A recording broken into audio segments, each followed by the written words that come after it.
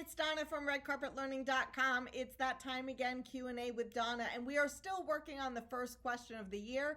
This will be my final response to that question. Next week, we will start with a new question. The question is, or this is really more of a statement, and that is, the leaders, the owners of our organization do really cool things, activities, experiences, contests, that kind of thing to create a great culture in our workplace.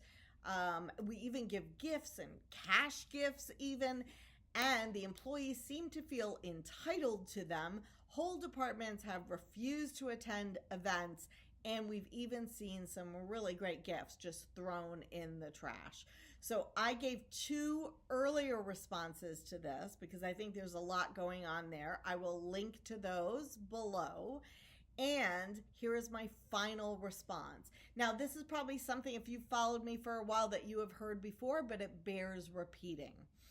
We do not want to confuse the tools of recognition and the activities of culture building with what actually makes people feel valued. Really, what your team members may be saying is they want to be seen. They don't necessarily want a party. And again, the parties are fun. I'm not saying don't do those, but see me, right? Notice me, make me feel valued.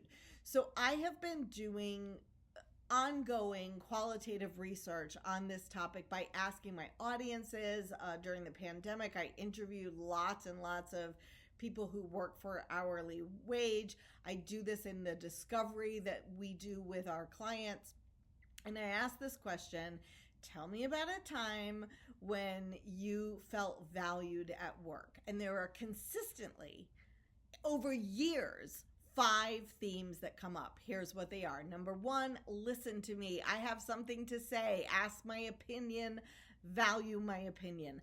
Number 2, notice my contribution and comment on it.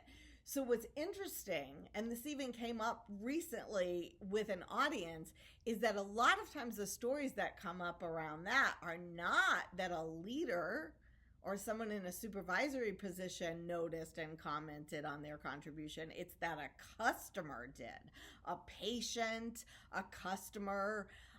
This comes up a lot. And so if you as a leader want to make someone feel valued, it's important that you start noticing what your team members are doing every day and commenting on their contribution, their positive contributions.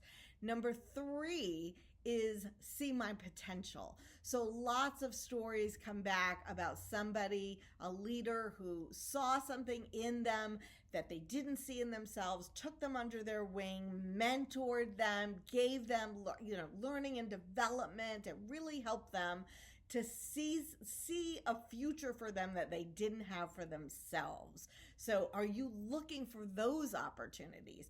Number 4 is, and here's some of those opportunities, involve me in projects.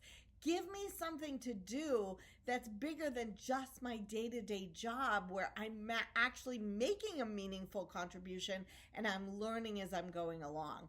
And then number 5 is value my time, value me as someone who cares about, or let me say that again, care about my life outside of work.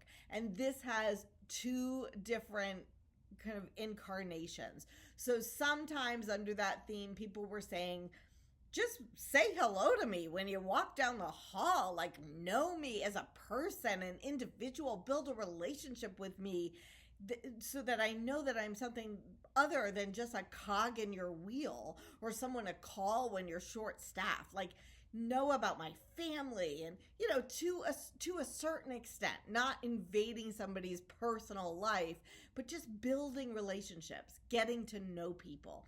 And then the other side of that is know that I do have a life outside of work. I don't always want to be the one to get called in.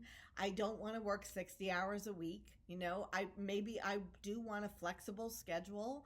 Lots of, when people allow for that flexibility, that kind of thing, caring about somebody's life outside of work in that way was really important as well.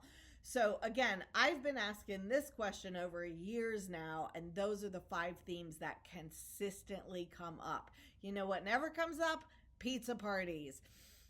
Again, I love a good pizza party. Don't stop doing them, but don't confuse the tools of recognition and the activities of culture building with actually what makes people feel valued. It is not a substitute for building relationships with your team. And that's my 2 cents on that question. We'll have a new question next week. I'll see you then.